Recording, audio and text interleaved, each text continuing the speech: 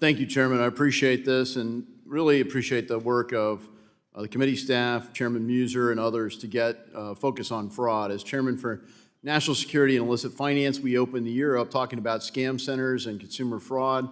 We had a great panel of witnesses, and I think, once again, we have a great panel of witnesses, albeit different witnesses. So thank you for your work to protect people from these kinds of scams. It's clear that financial fraud remains one of the most pressing threats to economic security for American families, and there's certainly a lot to cover. Today, I want to focus my time on elder fraud. These are some of the most evil, contrived schemes that take advantage of our seniors, and they've accumulated money. They're just trying to live out their years, and these wicked elder schemes have turned into a global enterprise at this point. It's not like a local crime generally. So the good news is fighting elder fraud is an issue that does unite Democrats and Republicans, should unite all Americans.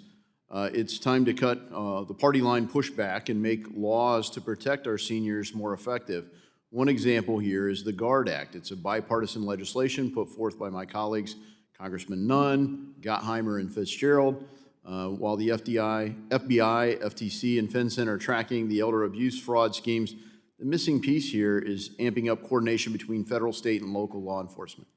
A lot of times when I talk to my prosecutors, they can detect the fraud, but they have a hard time getting the resources. We're working with FinCEN to try to get more of this. So, Mr. Benda, scam targeting seniors are on the rise. According to the FBI, from 23 to 24, there was a 46% increase in complaints and a 43% increase in revenue losses.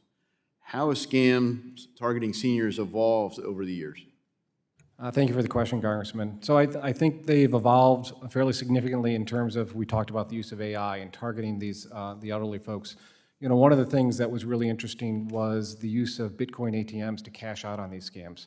We mentioned earlier, DC originally has just brought suit against Athena, which is a Bitcoin operator that operated for 5 months here in the district. It turns out that they analyzed the transactions of that Bitcoin ATM. 93% of the transactions at that ATM were fraudulent. 93%. The average age of the victim, 71. The average loss, $8,000. So the question is, is a 71-year-old really going to buy Bitcoin at an ATM inside a convenience store? They're not. And so it's really the challenge is they're targeting these elderly folks and they're convincing them, whether threaten or cajole them, and they're cashing out through these Bitcoin ATMs. Yeah, thank you for that. I think, a couple things there that you highlight. Yeah, the techniques are used, Bitcoin ATMs didn't exist a long time ago. AI wasn't around. But the other thing is these data centers that are making all this possible are on the back end. So as a member of the Foreign Affairs Committee, we're seeing, even nation-state level, structuring of data centers to be able to create income for low, poor countries. They make a significant portion of their GDP off of helping scam seniors. So this is becoming way beyond the scope of what state and local law enforcement can do.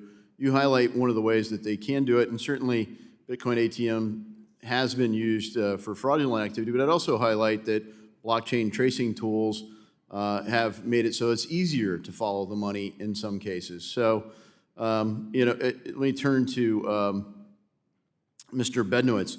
How might consumer education, specifically efforts geared towards seniors, help decrease barriers in reporting? Yeah, this is a great question, and thank you for that question. Our data shows that despite elderly consumers reporting in total $5 billion of fraud, a staggering amount, 67% of them think that they are invulnerable, that they're safe from scams and fraud. So there's a huge gap in expectations and reality. So it's very important to partner with organizations to raise that level of awareness. We have partnership with the AARP to help, but any way that we can reach out to these seniors and let them know that they are vulnerable, because seniors think, hey, it happens to seniors in general, but it doesn't happen to me. I'm smarter than everyone else, and that's the problem. That overconfidence leads them to be able to fall victim more easily. Yeah, I was particularly impressed with the AARP witness earlier in the year and highlighting the nonprofit center that they were working with in Pittsburgh. And I think the complement to that might be a customer-oriented function for FinCEN that works not only with citizens and consumers, but with our state and local law enforcement. We'll see if we can do that. I think it's a bipartisan answer. The GUARD Act is a good start, but I appreciate your time today, and I yield back.